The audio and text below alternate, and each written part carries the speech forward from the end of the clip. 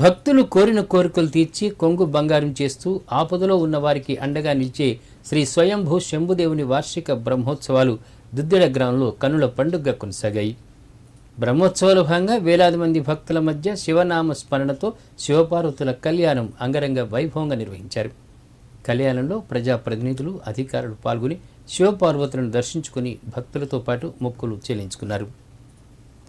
సిద్దిపేట జిల్లా కొండపాక మండలం దుద్దెడ గ్రామంలో ప్రాచీన కాలం నాటి స్వయంభూ శంభులింగేశ్వర స్వామి ఆలయ వార్షిక బ్రహ్మోత్సవాలు 3 రోజులుగా కొనసాగుతున్నాయి. వార్షిక బ్రహ్మోత్సవాలలో భాగంగా ఇవాళ శివపార్వతుల కళ్యాణాన్ని ట్రస్ట్ సభ్యులు కన్నుల పండుగగా జరిపించారు. కళ్యాణంలో వేలాది మందిగా భక్తులు పాల్గొని శివనామస్మరణతో హోరెత్తించారు. సుమారు 2 గంటల పాటు జరిగిన కళ్యాణ మహోత్సవంలో భక్తులంతా ఓం నమః శివాయ అంటూ శివనామ స్మరణ చేశారు. అనంతరం స్వామి అమ్మవార్లకు ఒడిబియ్యం సమర్పించి మొక్కులు చెల్లించుకున్నారు. అంతకుముందు ఆలయానికి వచ్చేసిన భక్తులకు ట్రస్ట్ సభ్యులు అన్నప్రసాద వితరణ చేశారు. కళ్యాణంలో జిల్లా జడ్పీ చైర్పర్సన్ రోజా రాధాకృష్ణ శర్మ, ఎమ్మెల్సీ యాదవరెడ్డి, ఎఫ్డీసీ మాజీ చైర్మన్ వంటేరు ప్రతాప్ రెడ్డిలతో పాటు మండల అధికారులు, ప్రజాప్రతినిధులు, భక్తులు పాల్గొన్నారు.